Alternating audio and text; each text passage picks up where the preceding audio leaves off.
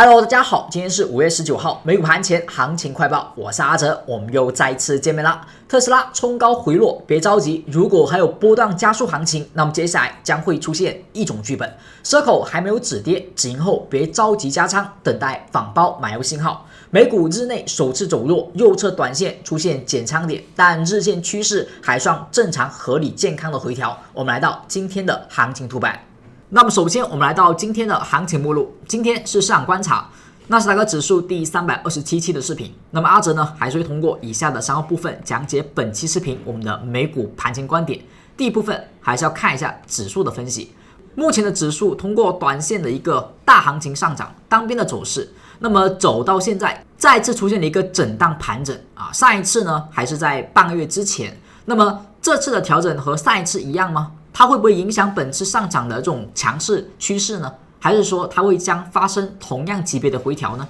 我们会通过右侧的分型结构来分析目前的日线的回调是否健康，还是说它只是一个洗盘而已。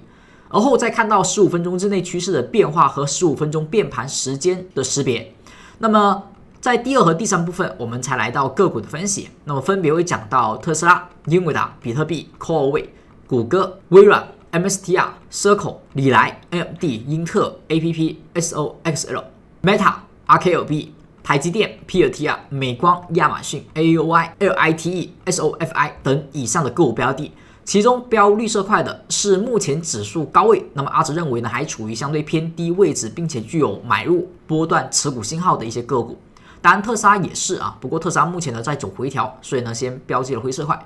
而其中的亚马逊是唯一一个标记绿色块但相对处于高位的一个股票，而其他灰色块的呢，要么是处于高位啊，要么呢是相对有所风险，这是这些颜色块的含义。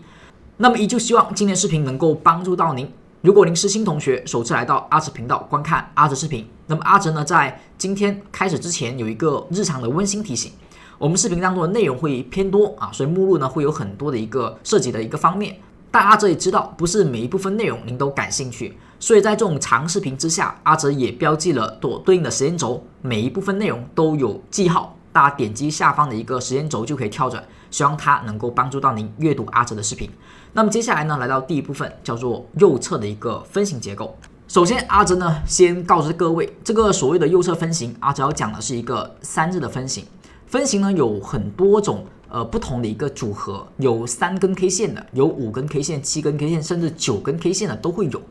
它分别代表不同的市场的高点的形成的一个定义。就有人会觉得呢，3根 K 线它就可以构成一个高点或低点。那有些理论会认为5根 K 线我才认为它是一个高点的形成。所以在这种上涨单边强势行情当中呢，如果用5日分型来看的话，其实到目前为止，也就这一个高点以及前面这个高点它才发生过这种回落。而如果按照3日分型，那么其实这一个高点以及呢这种有一个高点呢是比左边高比右边高它都可以作为3日分型。那么它其实就有蛮多的高点在日内产生的。所以3日的分型结构呢，一般影响的是日内的一个回调。日线上呢，如果它连3日分型的关键位都没有跌破的话，一般它是一个相对合理很微的一个洗盘。所以现在呢，我们是从一个微洗盘短线结构来识别这个趋势是否延续，还是说它已经超越了微洗盘。那么接下来我们来看到纳斯达克指数它的一个日线图表。好，我们以最近的这一波下跌和一波上涨来讲解，如果你要去用分型跟踪一个趋势的话，应该怎么去看？当一个行情是处于强势的下跌结构当中，那么我们要关注它的一个洗盘是什么呢？就是它的反弹是真的还是假的。当一个反弹连3日的底分型的关键压力位都无法去突破时，它这个地方它就是一个很微级别的日内的一个反弹，无法去影响到日线的一个趋势结构，更不要说一个强力的反弹。那么这一个所谓的3日分型的反手位是怎么看的？我们先识别它的一个3日分型。首先有一个最低点，它呢比昨天要低，比明天也要低这样的话呢就是个底分型。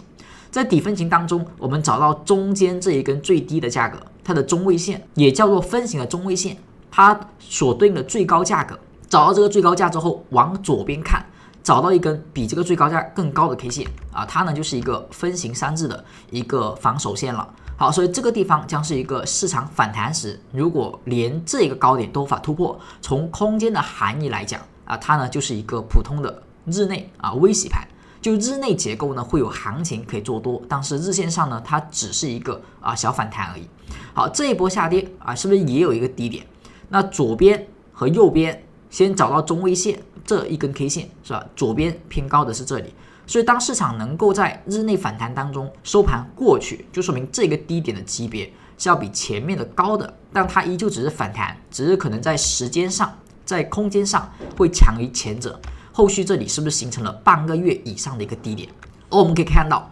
像这里的底分型是吧？它的左一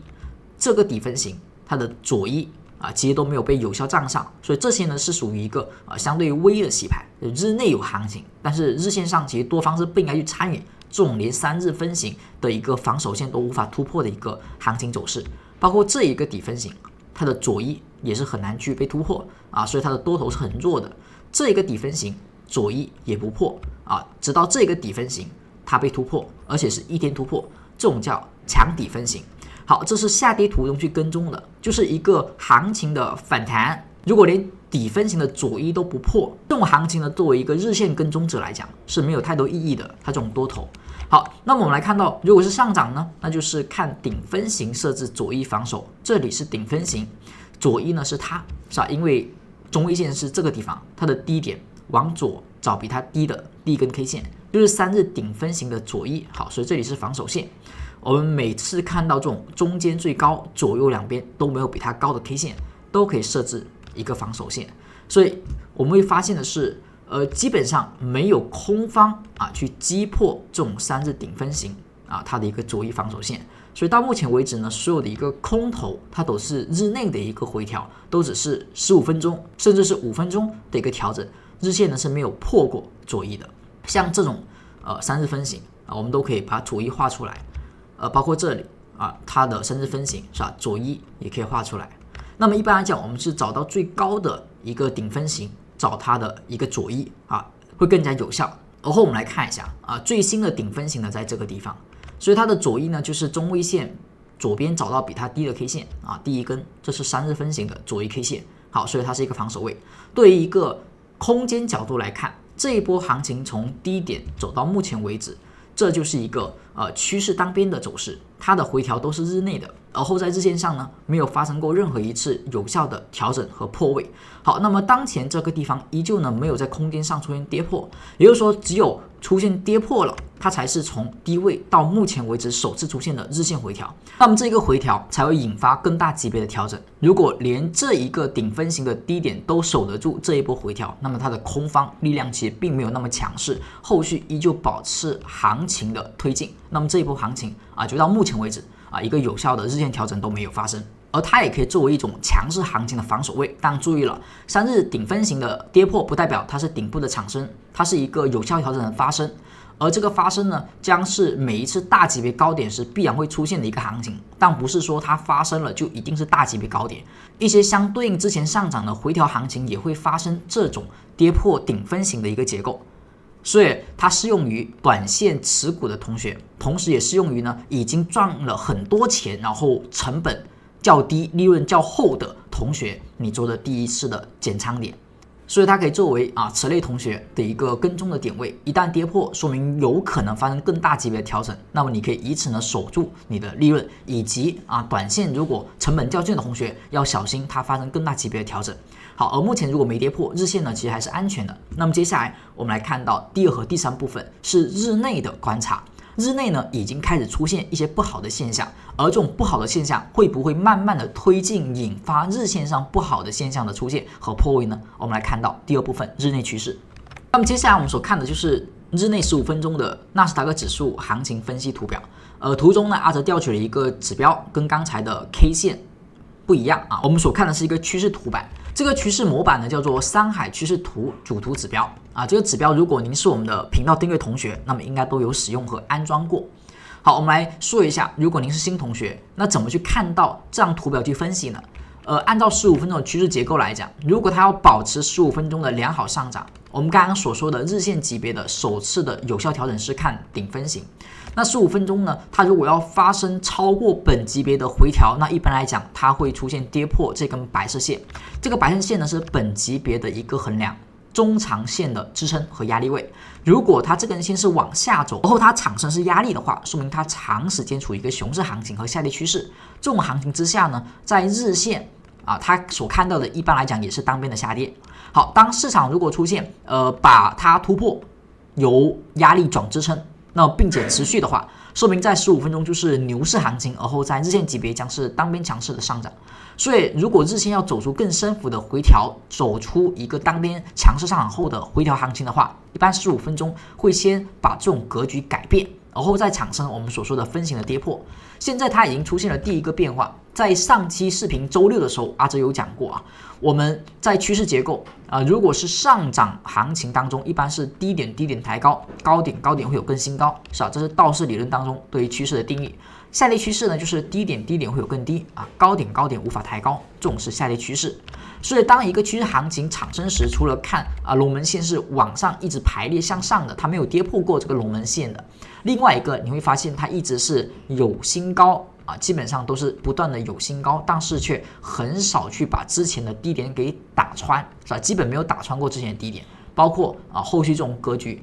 都没有打穿过之前所看到的这种中期的低点。那现在呢，我们所看到的中期低点是谁呢？是前面这个白色的 K 线就是这个地方前期回踩过龙门线止跌再次新高的地方，它是一个15分钟中期的低点，所以当前这个点呢要守住它呢也是我们日内所看到的那个分型的低点两者之间刚好呢是重叠的。那么当下所产生第一个相对趋势的破坏是什么呢？就是它开始出现了一个下跌反弹，而后再次破位的行为。它是不是一个趋势下跌的雏形？就高点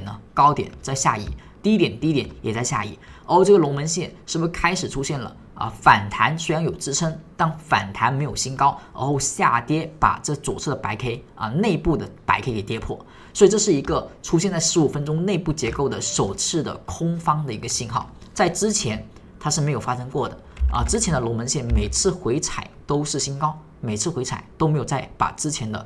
低点给击穿，所以当下是发生了首次出现的回踩龙门线有支撑但没有新高，而后重新破掉这个低点的行为，也就是说趋势呢开始走了更低的低点和更低的高点。所以当下我们要注意的是龙门线被跌破之后左低破位，这是第一个相对来讲的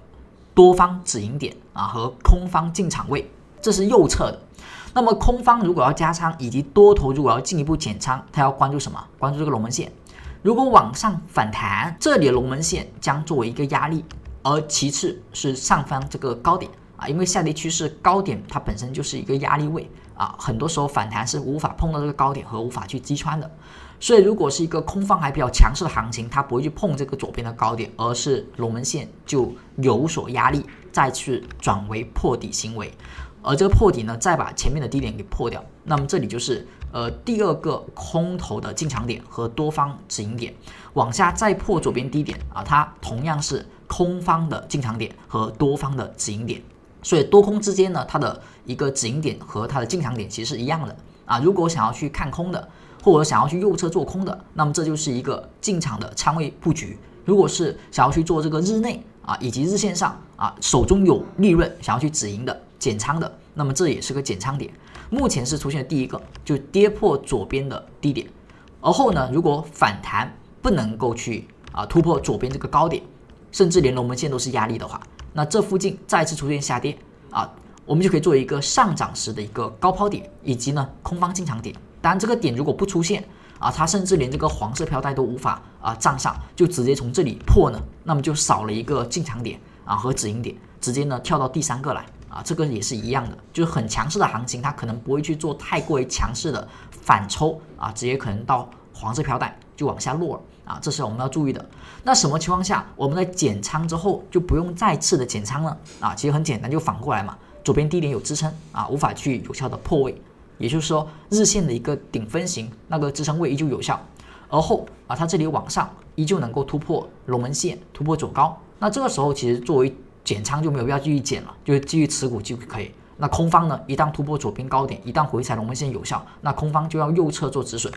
好，所以这是15分钟我们所以看到的首个破位的一个信号。如果延续破位，那么就要延续减仓，延续止盈。那么以上就是第一部分和第二部分的日线和日内的解析，希望对您能够有所帮助。如果是我们的老同学听到这里，不要忘记为阿哲视频照常点上您宝贵的小红心和点赞。而如果您的时间相对的宽裕，那么有时间的同学也可以在视频底下的评论区可以留下相对应的评论或者建议，那么阿哲看到呢也会很开心。当然了，如果您是首次观看阿哲视频的新同学，那么在观看之后阿哲也希望如果感觉有所收获，您也可以在视频底下我们有一个订阅的按钮，可以点击订阅订阅阿哲频道，成为阿哲频道的订阅粉丝观众。这样呢，未来阿哲的视频您都可以持续的学习。那么阿哲呢也会持续分享技术分析和跟踪美股行情，那么大家也可以呢相对的去进行学习。当然，如果您想要每一期视频都不错过，能够及时看到阿哲的一个视频的话，也可以在订阅之后点击这个全部铃铛，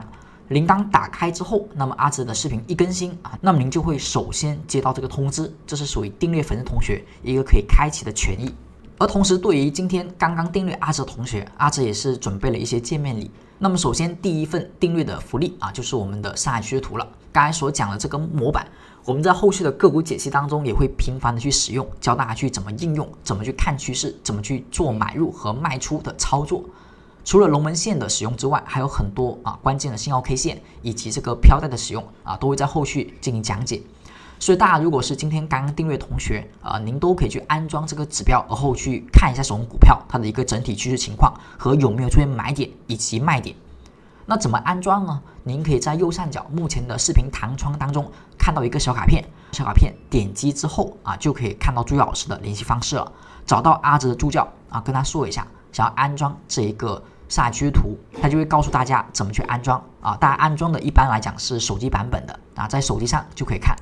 那么接下来呢，我们来到今天的第三部分，就是日内的15分钟变盘时间。这个呢是相对于趋势来讲不同的一个技术了趋势的一个技术呢偏向于右侧，就是它有更大的确认性以及呢更加好的交易进场点的一个分析。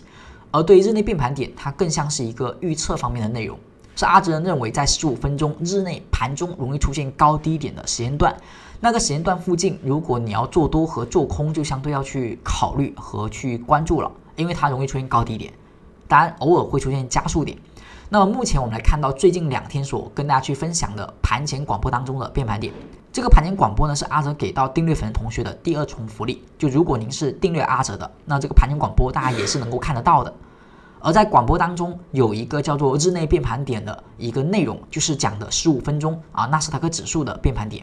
像最近呢比如说5月的15号的盘前给到3个变盘点9点45、11点30和2点30，这是香港时间，大家记得换算一下。而最后9点45呢是一个开盘之后跌下来的一个低点，那么11点30呢是反弹时间的高点2点30呢是一波上涨后见到的高点。5月18号的10点半和2点一个呢是反弹见到高点另外一个也是反弹所见到高点。所以在一个空方的趋势开始日内变强的行情当中呢，它的特征就是容易出现高点变盘，而高点变盘的力度呢也相对比低点的要强。所以这是我们之前一直讲过的，就是除了在这些点位附近容易出现高低点之外，我们还有另外一个分析的角度，就是变盘点如果是高点，那么后续下跌力度要去关注。像在5月15号的盘中，你会发现这个变盘点呢，它是低点和低点能够抬高的，那高点之后是回调的，这个盘中其实是多方机会更多一点。但是到了5月18号的盘前你会看到的是2点半之后，就是上个交易日的高点变盘，它是破底的而后反弹见到高点，而又是破底的。所以昨天盘中呢是空方较强多方的较弱，因为低点后都是反弹高点后都是破低点所以目前来讲就依旧还是空方较强。那么今天我们要关注另外一个变盘点今天的第一个变盘点是9点45分，也就是还是第一根 K 线。一般来讲如果是上涨时去走到那个时间点正常是高点变盘的概率会更大一些。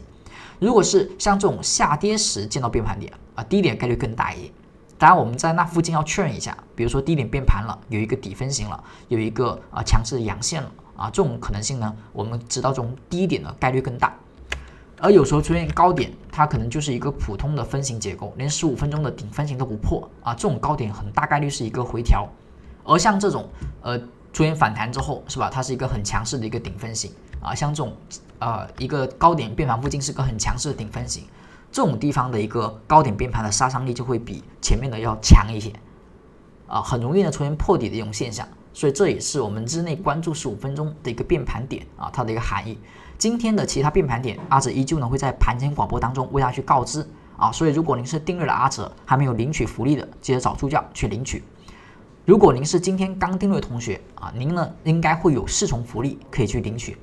第一个就刚才所讲的趋势图，还有就是盘前的广播。另外的2个福利也很重要，就如果您是订阅了阿哲频道，阿哲相信您是比较爱学习，并且对于技术分析比较热爱，对于美股行情比较关注的。所以我们在内部呢还专门针对于订阅粉丝同学有提供了内部的不公开的直播课程，会分享更多实战的内容，根据市场的行情走势每天的分享。周2到周5的早上10点是关于技术分析的系列课程的干货分享，而周2到周5的下午5点钟这是专门讲美股期权的，针对美股行情的一个实战课。所以这2套课程，只要您是订阅粉丝同学都可以去参与，都可以去体验。每周的课程都不一样像我们本周呢会讲到是一个趋势升维四部曲，也是对于趋势交易呢更进一步的去进行解析。如果您对于技术分析感兴趣，但是目前不知道怎么学习的都可以去参与我们本周的课程，去认真的去进行学习，去跟踪我们的一个课程的进展。那么目前还没有找到助教的，那么也记得及时订阅之后在右上角点击弹窗小卡片，找到助教去领取这4重福利。也同样在我们底下的评论区，阿哲也发布了一个置顶评论，其中也有助教老师的联系方式这2种方式都可以找到助教去领取这4重福利。那么接下来我们来看到今天的第2部分，第2部分会讲到个股解析了。第一只标的是特斯拉。我们目前所看到的特斯拉的一个图板，特斯拉最近在9转之后的回调力度其实还是比较强的，不过它也跌到了一个相对应的支撑位附近。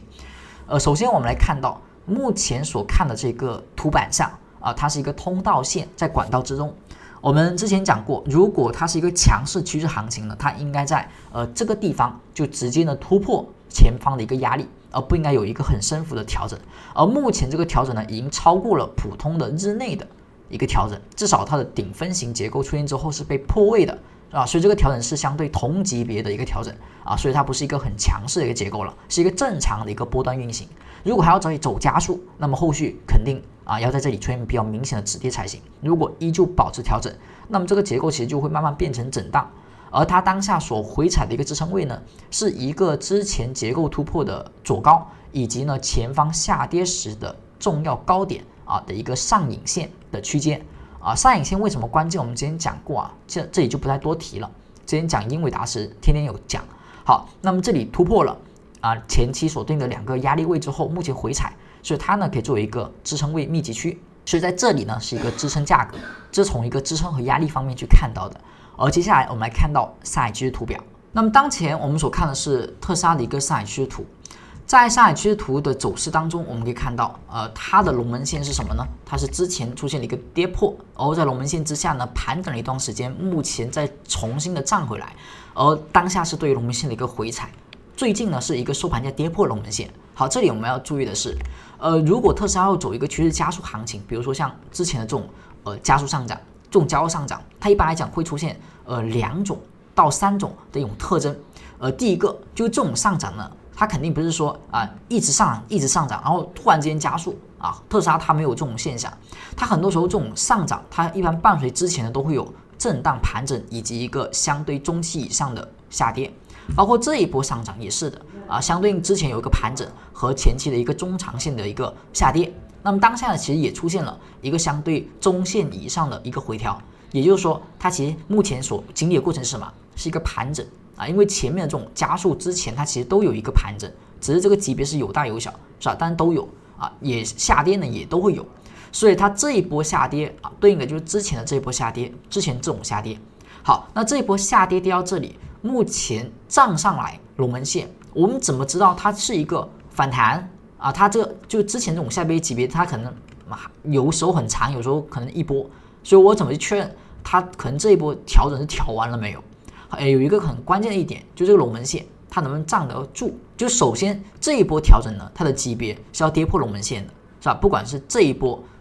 还是第2波还是第3波，其实都有跌破龙门线。跌破之后在龙门线之下是维持一段时间，而后它什么时候开始产生这波行情要先站稳龙门线，而后出现盘整，再出现启动。所以当下我们先要站稳龙门线。怎么算站稳啊？站稳的一个前提是不能够有效跌破。那什么又叫无效的跌破呢？我们来看一下前面这一波行情。而对于一个关键的支撑和压力位，我们曾经讲过很多次，阿直一般会这么去看，就是跌破2根之内都属于跌破和不跌破它之间的误差值。就破位之后，它第一根 K 线就收盘跌破的龙门线的时候，它这里双第一根 K 线。好，它的第二天就是第二根了，不管它的收盘价站不站上啊，都属于第二根。好，这2根 K 线里面呢，低点取偏低的啊，高点取偏低的，就这个区间如果再次被跌破啊，那就说明它这里是有效跌破了，就大概率有效跌破。所以龙门线要站稳的话，一般就在这个误差范围之内啊，不要去跌破这个箱体，而要站上这个箱体，并且以此啊作为一个关键支撑位，它可以算是一个有效的支撑啊。所以当时这一波下跌啊，它到这里是没有去击穿的。好，那像前面这一波，就我怎么知道这一波跌到龙门线之下了啊？特斯拉它往上走，为什么这一波没启动啊？这里当时也是震荡，为什么这里没有启动啊？关键就在于它能不能够守得住龙门线啊？像这种回踩之后它守住了啊，是不是还在震荡当中？如果这里震着，后面它不破龙门线就启动了嘛？就我们说的有可能要走加速那一波了嘛。好，那当时它这里往下跌时，它跌破了1根、2根、3根、4根，一直跌啊，一直没有止跌。那这里是不是龙门线就说明它并没有去有效的一个站稳？所以这一波调整当时就还没有结束啊，那一波启动就不行，直到这个地方它站稳龙门线了，才说明前面那波调整结束了啊，进入到一个震荡的环节。好，那我们来看到后续这一波价格也是一波中期的调整，而后走为震荡，在这过程当中是不是也站回龙门线了啊？所以当时这里是跌破的第一根，跌破的第二根。好，2根跌破之后，它的低点在这里，后续呢是没有再击穿它的啊，后续在龙门线一直保持震荡，直到呢完全的走出加速。好，所以当下我们也在这个阶段当中可能会比较复杂，所以它目前是跌破了第一根，今天呢是第二根，2根里面取偏低的作为支撑线，那个位置不能再破，如果再破的话，说明这一波行情啊，它有可能不是一波我们所要的加速啊，它可能在这里呢只是一个中期反弹，那就要小心了，这里再放太多仓位不太合适啊，而是要做后续的反弹减仓。所以这是我们今天要去关注的，就是2根 K 线的误差啊。今天呢是第二天，2根许偏低的作为支撑线，在那附近不能再跌破了，再跌破就有点问题，就属于龙门线的压力就有效了。接下来我们来看到下一只股票是英伟达。那目前我们所看的是英伟达的一个图表，英伟达呢也是走到了第2个九转啊，跟特斯拉不同啊，特斯拉就1个九转，所以英伟达呢会更强一点。英伟达第2个九转产生之后，也出现了一个回调。那么回调时呢，我们依旧可以把之前所突破的高点啊作为一个支撑线。当然，这个高点因为离前期这个高点比较近，所以这个地方可以作为一个支撑的区域啊。所以股价往下调，目前还有一点点距离啊，所以这个地方作为一个支撑点是可以的。前面这里是一个连阳，所以连阳启动，所以这里呢有一波很强势的一个上涨。那么阿德认为所对应的这一波调整大概率也是跟这里差不多的同级别的一个调整。因为它当下只走了1波啊2波，所以正常来讲应该还有1波啊，所以这里呢我们可以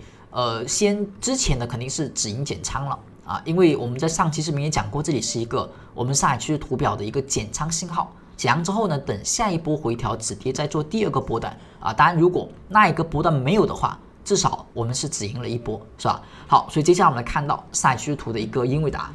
目前所看的就是上海趋势图的一个英伟达的一个图表。我们所看到的这一波的一个止盈点，它是一个黄色 K 线的跌破，跌破之后呢，止盈等待下一波行情。那么这一波下跌所看到的支撑线，其实跟这个飘带是差不多重合的。之前这波上涨也是调到飘带附近啊，出现了蓝 K 止跌反包。如果说黄色 K 线呢是风险是危机跌破要止盈的话，那么蓝 K 就是机会，是一波支撑位上的超跌反应，一旦反包是可以买入的。所以当下这波下跌呢，可以关注一下，在这个飘带附近能不能够有止跌，能不能有蓝 K， 有没有反包？如果有的话啊，可以作为一个买入信号。但如果它没有调到飘带附近，直接反包呢，那也可以作为买点。但那买点呢，可能就不是特别好啊，因为它可能没有调整到位。对于波段来讲，虽然很强，但是那个买入的话，尽可能就小点仓位啊。好，那么我们来看到这个飘带的价格是215.475。所以正常一波温和良好的调整应该碰到飘带215.475，可以等待这个支撑位上的一个反馈。接下来我们来看到以太坊和比特币。以太坊和比特币的一个行情走势，基本就还在往背离的一个止跌方面在走。我们在周五讲的时候呢，是不是说过这个地方是一个底背离产生了？但是它的反弹力度最好干嘛？要过阴半啊，要过阴半的一根阳线。到目前为止都没有出现一根日 K 线过阴半的阳线，一直都是阴线。所以这种地方其实你底背离归底背离啊，它不太具备这种多方进场的一个信号，就说明呢两者之间啊，这个比特币还在干嘛？还在往下去调整，但只要不破这一个同样的低点，那么这个底背离就还在。有底背离呢，就等待止跌阳线，而后把握短线多单的反弹即可。当然，你如果做空也是 OK 的，因为顺势目前这个以太坊就是空方比较强势嘛，但是不太建议去做比特币的空方，因为一旦反弹，这种结构之下的多方，它的力度应该会比以太坊是强的。所以我们之前讲过，就是做空啊可以找以太坊，做多的话呢找比特币啊。所以一旦底背离确认了，有多方进场了，那么这里应该是做比特币的多单啊，而以太坊的空单你是要去相对的止盈的。不过当前还没有出现那样的阳线啊，所以这个底背离还不确认。如果后续的比特币反而没有止跌，而是继续破左边的低点，那么对于空单来讲，你就继续拿着呗，是吧？以太坊的一个空方。好，所以这是目前对于比特币、以太坊的观点，就依旧还是短线多空。整体来讲，空方在中线、短线、中长期其实都占优势。多头呢，很多时候我们就还是先看看反弹。好，那接下来呢，看到第三部分的第一只标的是 Core 位。那么现在我们所看的就是 Core 位的图表。Core 位呢，在一根反包阳线之后，确实啊，这种相对弱势的一根阳 K 线进场信号就是偏差一点，还在保持这种震荡行情。不过这个买点呢还没有问题啊，因为它依旧没有跌破左边的这个蓝 K 的低点，就还是呢在这里出现了长下影线、长下影线，但是从日内来看是不太好的，因为低点在降低，高点也在降低，是吧？这种推动呢是不太好的这种现象，就是小级别还是一个比较强势的推动，它反弹到飘带附近呢有压力，这是一个不太好的一个结构现象。所以一旦呢有一个收盘价、收实体阴线啊，跌破蓝 K。甚至呢，我们说跌破这个龙门线，那最好就要跑了啊！就这个短线呢就不要做了啊！当下呢是有点这种结构现象，不过还没有的话呢，就依旧干嘛呢？守住之前的防守位，在这里不破反而回踩龙门线，出现反包阳线啊，再压长线影线。之前这里是一个买，这里是二次买啊，这里是第一次买进，这里可以做第二次买进。如果出现那个结构的话，如果是一个阴线跌破，那么就要把仓位给损掉了啊，不要拿着，因为目前已经出现了黄色的变盘。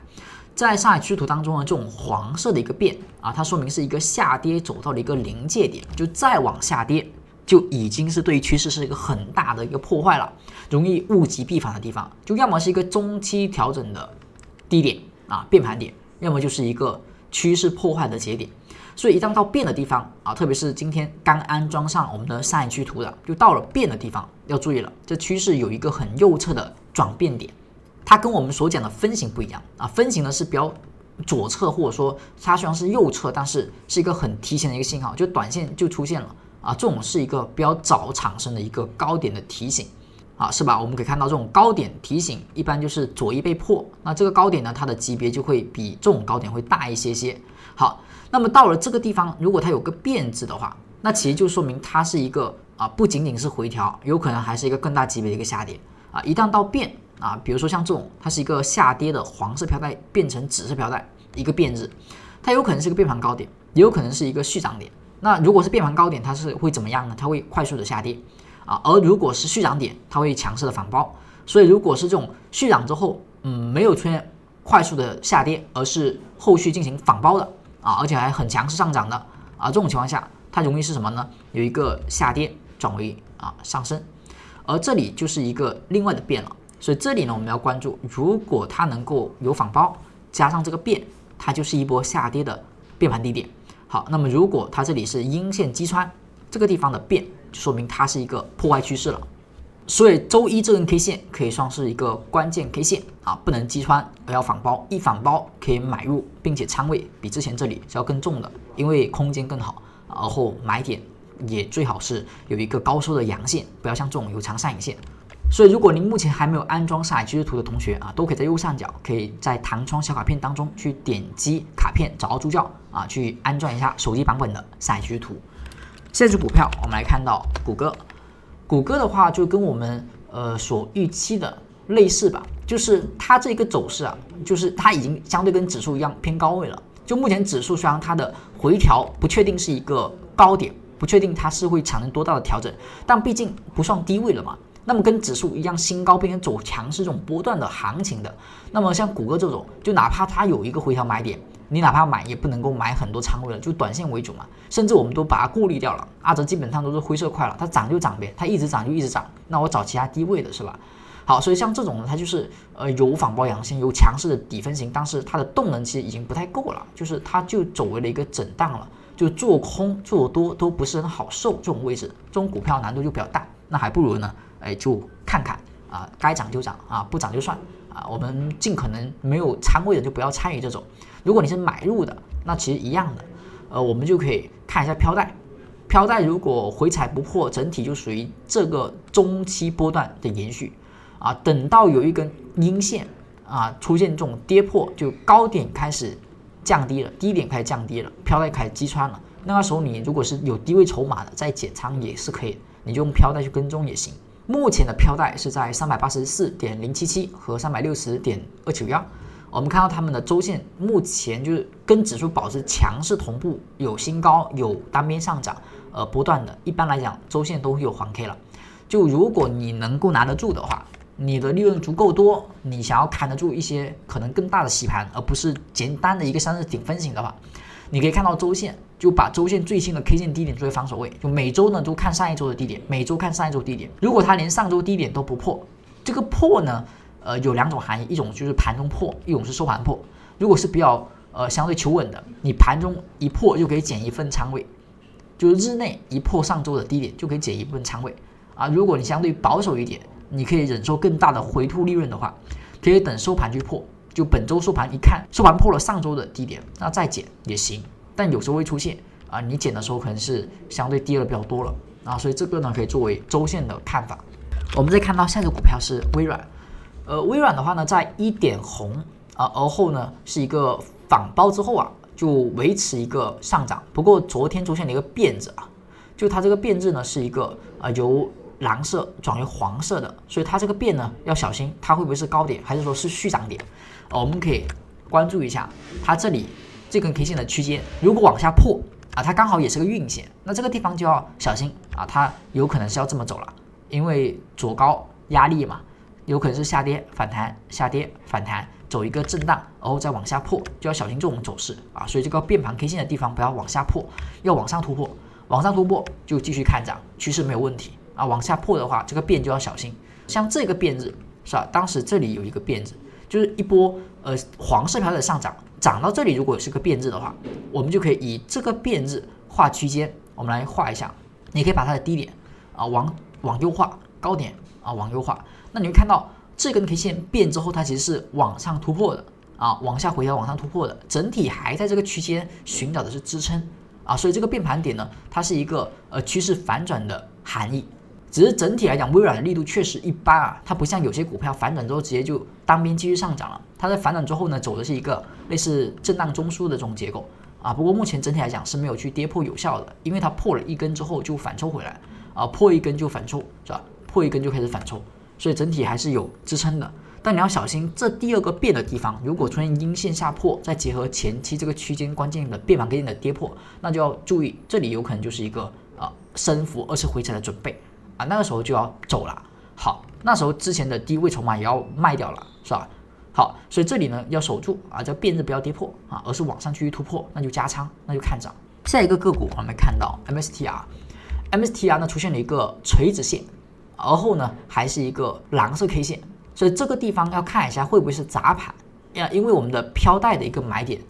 有一个砸盘的低点的可能性，就是快速的下破飘带，有可能是砸盘低点。正常回调飘带呢是温和的一个洗盘，相对单边破位而后出现蓝 K 呢，有可能是一个砸盘的低点，所以 MSTR 这个地方先关注啊，它能不能去一个反包突破蓝 K， 快速涨飘带，不要是压力，这里呢反而是一个砸盘的买点。像前面这一波上涨，到黄 K 的时候就要小心，是吧？上涨到黄 K 还有一个龙门线的时候就要小心啊，跌破黄 K 无法站上龙门线，这里是一个压力。好，目前有蓝 K， 黄 K 是风险，蓝 K 是机会，蓝 K 反包呢就作为这一期的买点啊，看涨点。不过龙门线的压力依旧要注意啊，192.368，一般长时间形成下跌后的龙门线，它的压力呢会比较重一点。下一只股票我们来看到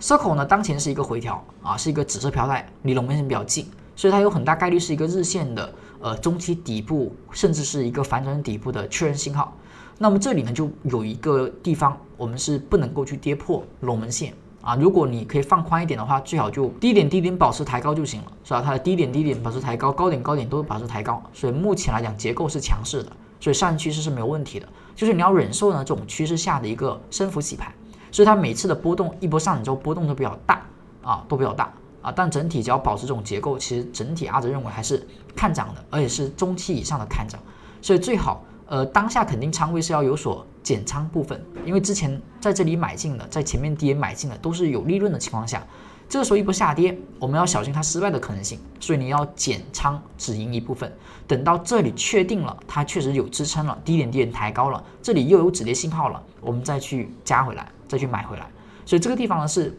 跌到飘带啊，如果有反包阳在这里产生，或者说跌破之后再产生都没问题，如果有蓝 K 呢就肯定更好了嘛，当然目前没有。有反包基本上就可以再次的买进，再次的加仓啊，所以等一个反包阳线就行了。而龙门线最好不要破啊，龙门线在99.068。接下来我们来看到 LLY 李来的话，它跟特斯拉的处境有一点点相似啊，它也是跌破了龙门线之后徘徊震荡，走了一个颈线位的突破啊，在龙门线附近出现这种支撑有效的这种反转结构还是比较不错的。所以目前我们要关注的是它能不能延续这个飘带和龙门线向上。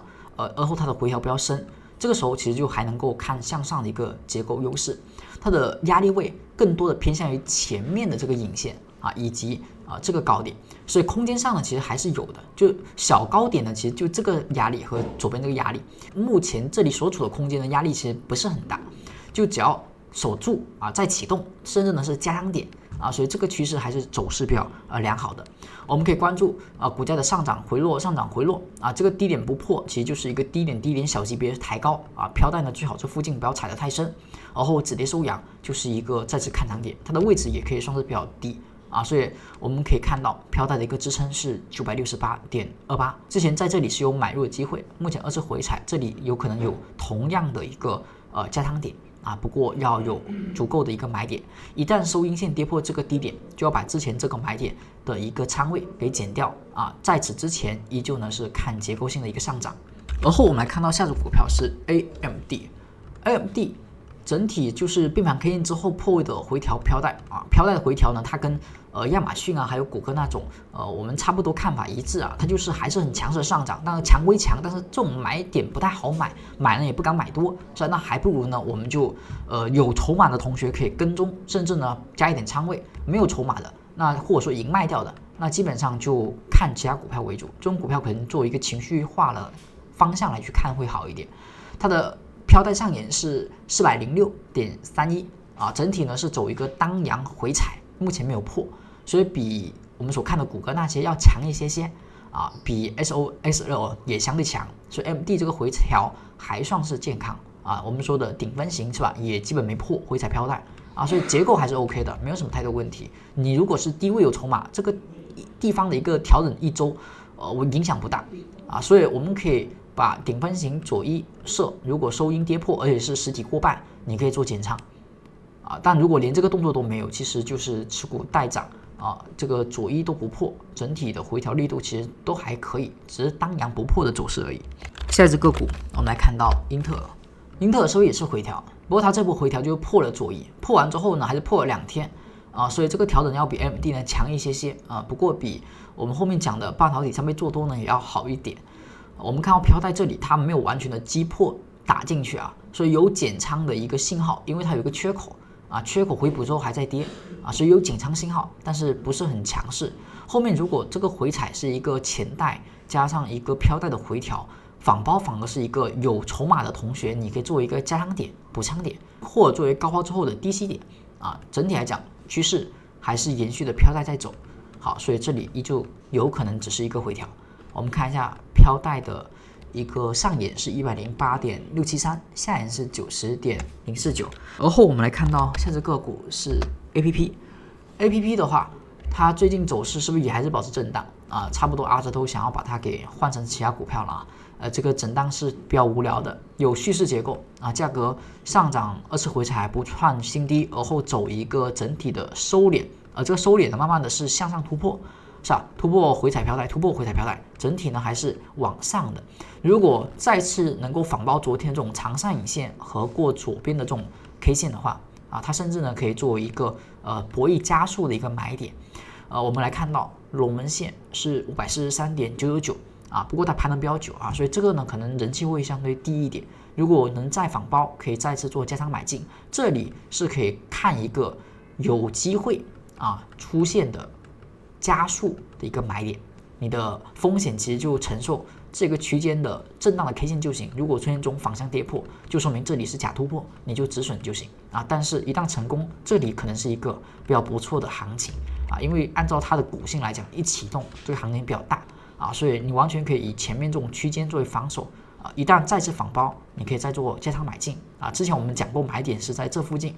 仿包的一个买入是吧？一直也没有打止损是吧？在这里如果再次仿包可以做加仓，但是你要知道它的一个趋势啊，相对是偏弱的。如果一旦失败，有可能是一个震荡的中期中继啊，那种情况下你就要做好止损了。但是买点是可以有的，可以买的。而后我们来看到下一只股票是半导体上面做多，它的下跌呢就偏强一点，它已经破到飘带里面了，是吧？只是呢说破的不多而已啊。当前是走了一个震荡，黄 K 跌破之后呢，走了一波回调，正常的回调就是飘带附近，它已经调到这里了，所以调到这里呢可以等一下，如果有小 K 线产生，再有反包阳线出现，就可以作为2次的一个启动买点，回调买点啊。所以这种地方呢，我们依旧可以看一个回调，因为飘带是紫色的。但如果你手中是有筹码的，黄黑跌破时就应该要有所止盈，跌破反抽是吧？再次回调，在这附近你再看一下有没有机会止跌再买入，而不是说我们买入有筹码有获利之后一直拿着，黄黑跌破也不卖，黄黑跌破可以做止盈啊，或者说部分的止盈啊，后续回调下来，如果能够止跌再加仓，不能止跌再分批的去止盈。我们来看到它的飘带上沿是156.598。下一只个股，我们来看到 Meta 的整体结构就是一个震荡，而后目前相对来讲还是空方比较强，因为它的龙门线依旧是压力啊，向下的徘徊。它的趋势目前好像是飘带啊，价格走势它的变盘 K 线我们来看一下，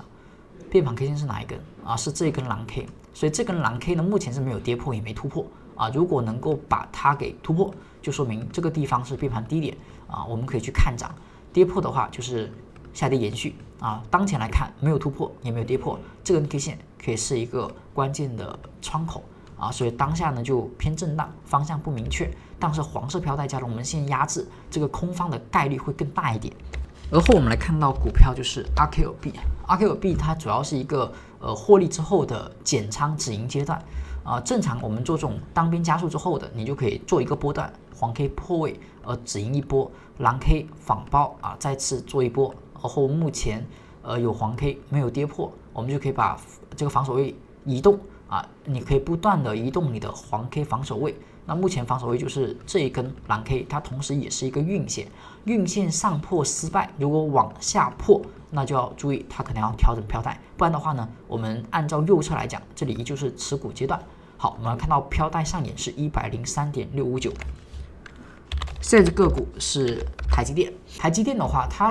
相对来讲也是走了一个高位震荡啊，徘徊，这个结构不太好看，因为从日内看的话，就是一个顶部结构了啊，相对来讲是新高失败，而后往下抽。如果这里再来一根阴线啊，把左边这个低点给击穿的话，其实就是一个很明确的日内顶部结构的完全确认。目前它还有一点点支撑在这里啊，所以如果你是做波段的，到了这附近左侧要卖一点。而后剩下的右侧等这一波下跌破位之后去止盈。如果它这里没有出现这种破位，那么就等飘带啊收阳线再去看涨啊，否则这个地方一旦破位，它的结构是不太好看的啊，走了不断的震荡，所以这里是作为一个颈线位来看。下一只个股我们来看到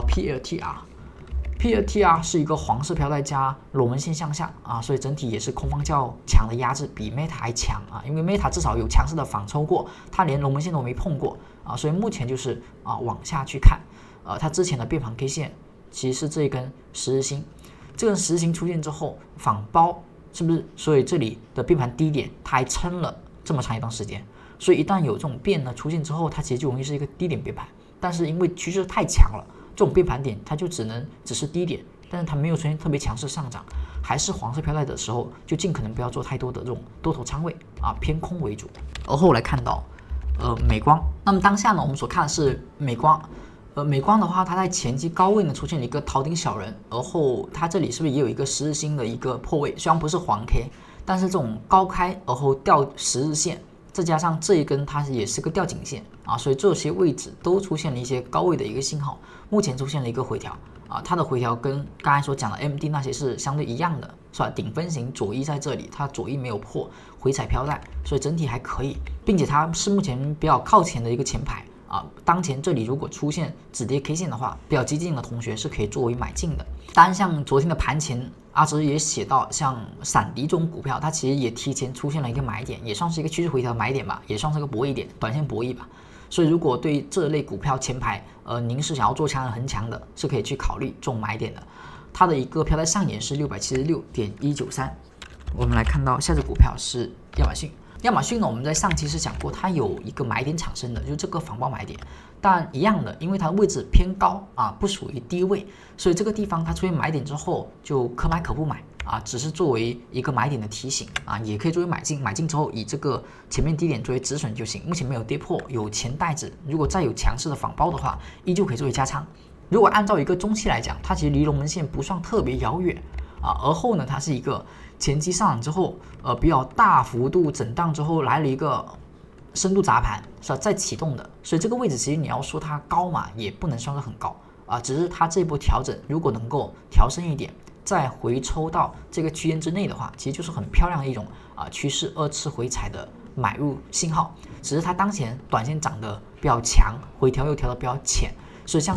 MD 那些都一样，就短线涨得太强，二次回调浅的话呢，你作为买点，只能说短线在博弈它能够继续走这一个波段啊，而后你要防范是它可能在那里要走一波升幅的回调。下一只股票我们来看到 AOI 啊 ，AOI 的话，它也是一个很明显的波段向上，龙门线向上，而后趋势飘带向上。